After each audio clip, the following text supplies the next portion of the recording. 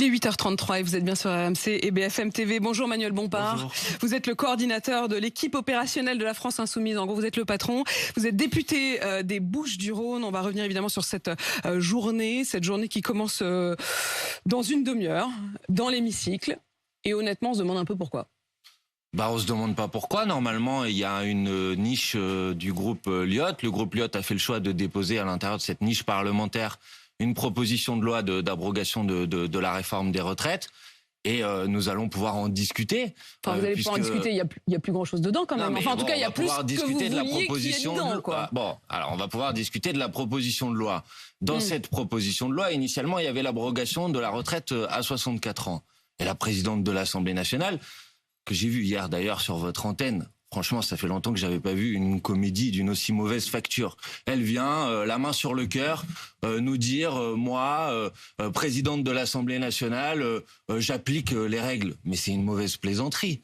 On a le droit dans ce pays de pouvoir voter à l'Assemblée nationale pour savoir si la majorité des députés sont favorables ou pas à l'abrogation de la retraite à 64 ans. On a quand même le droit de le faire. Et alors en prenant cette décision, elle estime qu'en vertu de l'article 40, qui empêche qu'une proposition de loi, c'est-à-dire une loi qui émane des députés, rajoute des dépenses, en vertu de cet article, elle estime que c'était pas constitutionnel. Mais c'est une plaisanterie. Madame Braun-Pivet, qui préside le bureau de l'Assemblée nationale, à la fin du mois d'avril, a accepté le dépôt de cette proposition de loi, donc a accepté sa recevabilité, à la fin du mois d'avril. Et depuis, elle a changé d'avis. Pourquoi elle a changé d'avis ? Parce que le président de la République lui a mis la pression. En vérité, en prenant cette décision, je le dis de manière solennelle, Madame Braun-Pivet n'est plus présidente de l'Assemblée nationale. Elle est une sorte de bon petit soldat qui applique à la lettre les consignes du président de la République. Et ça, je vais vous le dire, Madame Apolline de Malherbe, c'est extrêmement grave parce que dans notre pays, il y a quelque chose qui s'appelle la Constitution. La Constitution. Dans cette Constitution, notamment dans le préambule de la Constitution, il y a la Déclaration des droits de l'homme et du citoyen. Et un des principes qui figure dans la Déclaration des droits de l'homme et du citoyen, c'est le principe de la séparation des pouvoirs.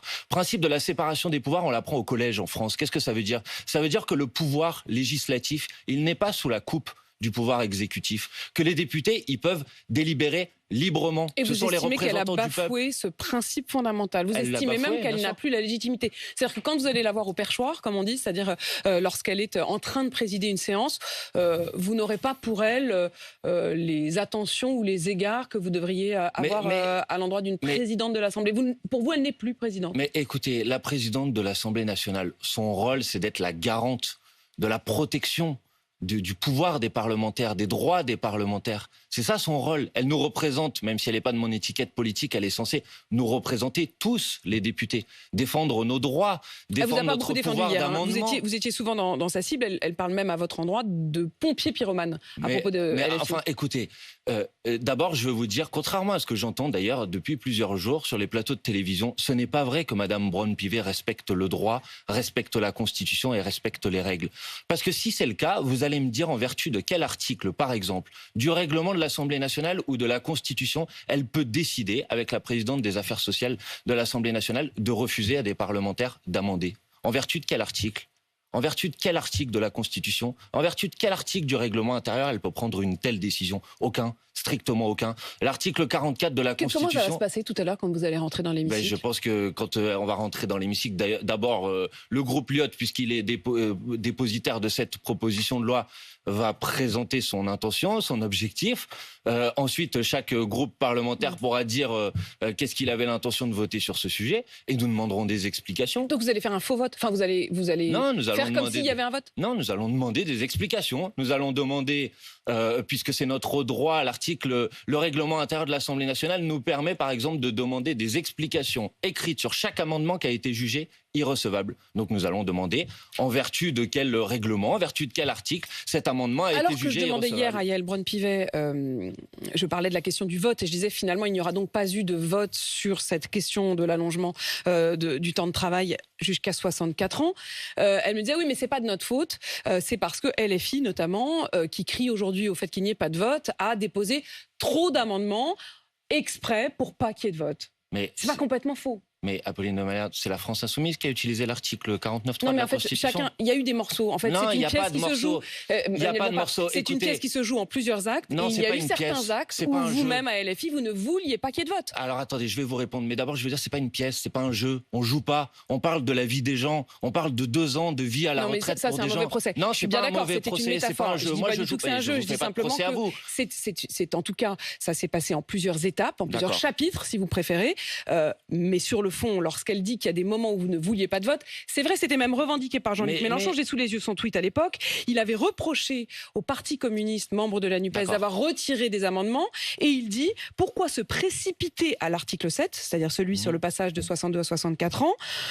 Le reste de la loi ne compte donc pas. Hâte de se faire battre. Ça veut dire qu'il avait peur que vous fassiez si battre. Si vous voulez bien, ce qu'on va faire, c'est que, puisque vous avez dit qu'il y avait plusieurs épisodes, on va reprendre l'histoire depuis le début, rapidement. Allez-y. Qu'est-ce qui s'est passé ? Le gouvernement avait l'intention de reporter l'âge de départ à la retraite à 64 ans. Il aurait pu le faire dans une proposition de loi classique, une procédure parlementaire classique. Il a choisi une formule accélérée. Il a choisi une formule qui s'appelle le recours à l'article 47.1 de la Constitution pour comprimer... On est tous devenus des grands spécialistes de la Constitution. C'est peut-être le point positif de cette séquence. Donc, il a comprimé le temps du débat parlementaire en nous forçant à avoir 9 jours de débat à l'intérieur de l'Assemblée nationale. Mais sachant cela, vous avez malgré tout déposé des milliers d'amendements. Et je le revendique et je l'assume. Et vous l'avez assumé en disant que vous aviez peur de vous faire battre. Non, pas que j'avais peur de me faire battre. Je revendique... Enfin, le mot n'est pas de moi, il est de Jean-Luc Mélenchon. D'accord, moi je vais vous dire quelque chose. Je revendique le fait de ne pas être entré dans le cadre qu'avait voulu nous imposer le président de la République en disant on va expédier ça en quelques jours pour pas permettre à la résistance sociale dans le pays de se déployer. Et oui, à ce moment-là de l'examen du texte, en faisant en sorte que le débat dure le plus longtemps possible, on a laissé le temps à la mobilisation sociale de se déployer. Mais à la fin, c'est pas moi qui, en dernière lecture, parce qu'en tout état de cause, il y aurait eu un vote en dernière lecture, normalement. C'est pas moi qui ai eu recours à l'article 49.3 de la Constitution. C'est le deuxième chapitre. Et c'est pas moi qui est en train d'empêcher les députés de voter aujourd'hui sur une proposition d'abrogation de la réforme des retraites. C'est pas moi qui est en train de le faire. Et d'ailleurs, le député Éric Coquerel de la France Insoumise, qui préside la Commission des Finances, souhaitait que cet article soit effectivement examiné et voté. Apolline de Malherbe, juste une chose. La Constitution, le fonctionnement parlementaire, les macronistes peuvent pas jouer avec comme ils veulent. Voilà. Donc là, il y a des lignes rouges qui sont franchies et qui sont inacceptables. Et c'est pas seulement moi qui devrais m'indigner. Les conséquences, elles vont être... D'abord, c'est du point de vue pour les Françaises et les Français, vous savez très bien quelles sont les conséquences. Ils se disent, mais qu'est-ce que c'est que cette histoire ? On a élu des députés... Ils disent ça, mais ils vont plus vraiment dans la rue.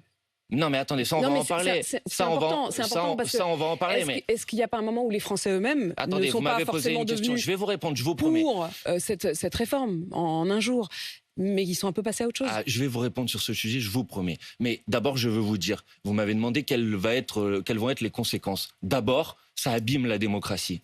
Parce que les gens se disent, je vais voter pour des députés. En fait, ces députés, ils ne peuvent pas voter ensuite. Quelle va être notre réponse ?